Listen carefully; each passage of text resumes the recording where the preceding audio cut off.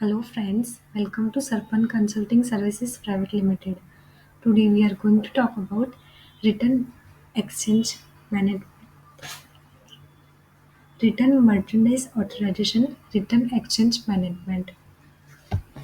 RMA allows you to process server return functions such as exchange, refund, store credit, and return of return. RMA can be initiated by the sales order, purchase order, or it can be initiated by the picking at the time after an order has been placed. So let's start. Firstly, we have to go in settings and configure our company. Let's go into companies and configure it. Here we have to define the basic information of the company. Here we have to define the source location and destination location of customer picking, and here we have to define the source location and destination location for supplier picking. Let's save this. Now let's go into sales and create one sales order.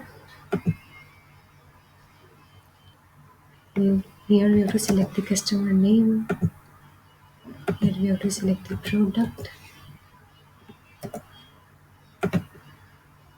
Let's select the quantity and the unit price. Let's save this and confirm this sales order. Let's create an invoice for customer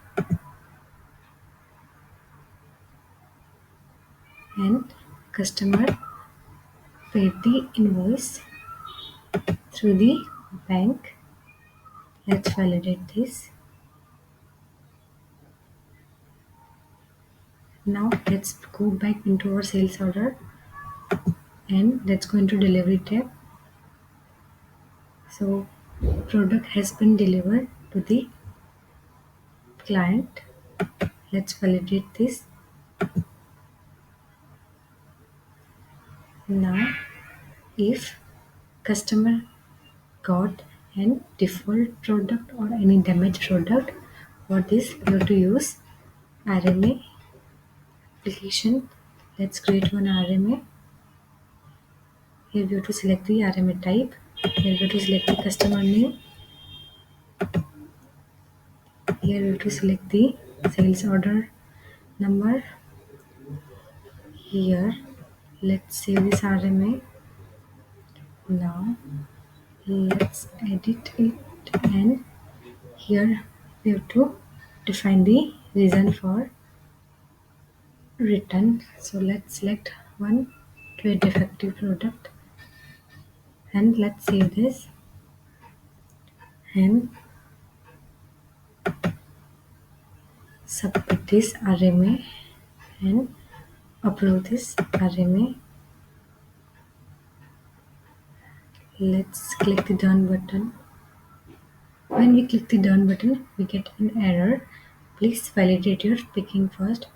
For that, you have to go in stop picking tab and we have to validate this storage box.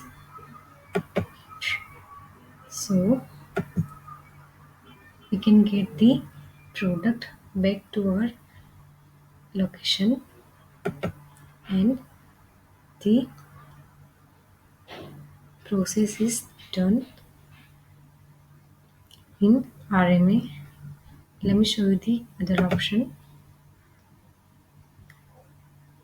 So let's create one sales order. If you exchange your default product, for that you have to follow this flow. Let's create one sales order. Here we have to select the customer name. Here we have to select the product name. Let's select quantity and the unit price. Let's save this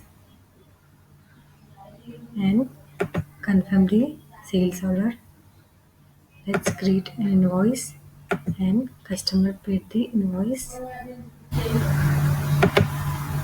Now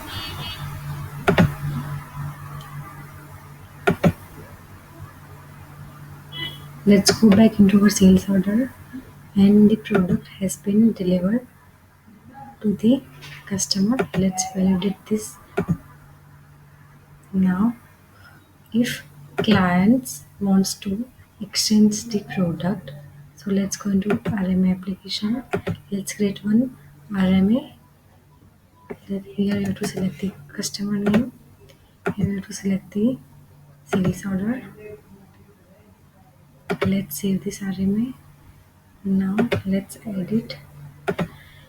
Here in Excel we have to exchange this product with larger cabinet. Let's save this and submit this RMA for approval. And here you can see the two pickings. One for the you have to collect the default product from the client.